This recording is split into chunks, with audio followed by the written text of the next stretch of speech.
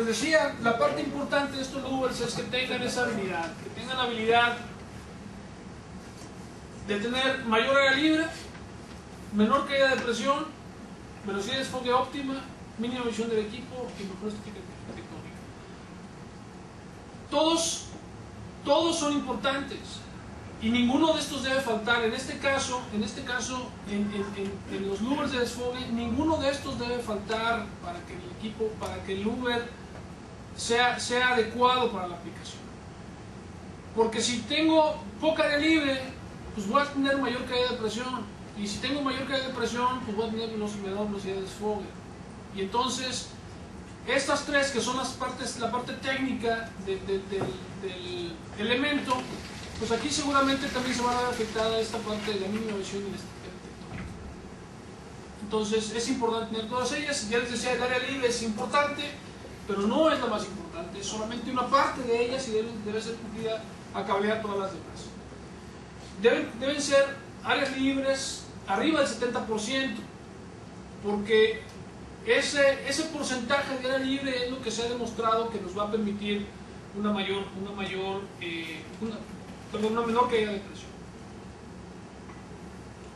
Y la caída de presión, ya les decía, pues es la forma, es esa resistencia que ofrece ese elemento al paso del aire, y entonces como se le llama diferencia de presión por lo mismo, o caída de presión, porque en un lado del louver hay más presión que en el otro lado, entonces se puede definir como una diferencia de presión o una caída de presión en ese elemento. Y entonces aquí vemos un poquito cómo esa caída de presión, cuál es el efecto de la caída de presión en la operación de los equipos de HVAC. Como yo les decía, estos equipos de aire acondicionado, estos condensadores, están diseñados para estar a la intemperie, para estar al aire exterior. Es decir, tienen un elemento que es un ventilador tipo axial, que empuja el aire o que jale el aire por ese elemento, y entonces permite que ese aire que está jalando pase a través del serpentín del condensador y luego se vaya caliente hacia afuera. El diseño de los equipos en todo lo que hace es que están diseñados para una cierta caída de presión, una caída de presión muy baja, entre punto 1 y punto 12 pulgadas de columna de agua. Fíjense lo que pasa. Si yo empiezo a aumentar la presión, si yo le empiezo a poner cosas adelante a ese elemento, a ese condensador, fíjense, lo que va a hacer es que va a aumentar esa caída de presión estática. Esta caída de presión empieza a aumentar. Fíjense en la medida en la que yo aumento la caída de presión, cómo este flujo disminuye. Entonces, si yo le sigo aumentando la caída de presión, va a llegar un momento en el que el flujo sea tal que la energía o el calor que debe ser disipado de ese condensador ya no es el adecuado. Entonces, si ese condensador está muy caliente, el refrigerante que pasa a través de él, que entra caliente y debe salir menos caliente, no digo frío porque realmente no sale frío, entra caliente, debe salir menos caliente para que el compresor pueda hacer su función de aumentarle la presión. Cuando llega caliente al compresor, ese compresor se empieza a presurizar demasiado. Entonces tiene tanta presión ese compresor que se protege. Tiene un elemento donde dice, oye, pues tú sirves para aumentar la presión, pero si aumentas mucho la presión, pues se te van a fregar ahí los sellos del sello. Entonces el compresor se protege y este equipo se apaga. Entonces, ¿qué es lo que debo asegurarme aquí? Que la presión disponible de ese ventilador esté dentro de un rango aceptable. Si yo subo mucho esa caída de presión, disminuye el flujo y se protege el ventilador, el compresor se protege. Por lo que les dije ahorita, está muy caliente, entra el refrigerante caliente al compresor y se protege por presión.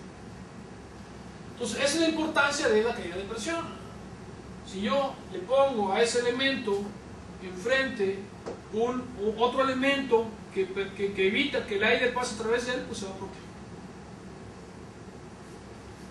Y entonces, como les dije anteriormente, todas están conectadas, es decir, el área libre está conectada con la caída de presión, la caída de presión está conectada con la velocidad, y entonces, si yo no tengo una velocidad de desfogue óptima en este elemento, lo que va a pasar es esto. Fíjense cómo este cuate de aquí abajo pues está con ganas, porque entra aire fresco a través de este lugar, este aire caliente que sale del condensador lo agarra el equipo de arriba, entonces este aire más caliente pasa por aquí. Aquí a lo mejor la temperatura todavía no es suficiente para que este se proteja, pero seguramente este ya se va a proteger.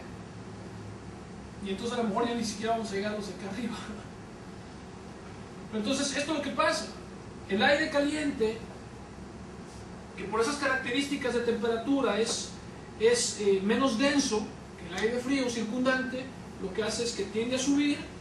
Esa temperatura hace que este aire suba más rápido y entonces lo pesque, esta parte donde supuestamente entra aire fresco, lo pesque y entonces pasa este bypass. Entonces este amigo de acá arriba va a prender su equipo y 15 minutos después ya no tiene aire acondicionado. Y este pues aquí con ganas. Hasta jardincito le dejan aquí al frente de los de mero abajo. Ahí está el cuate con el jardín y todo bien y más nada. Bueno, ese es un comentario aparte. Entonces esto es lo que pasa cuando tu velocidad de desfogue no es adecuada.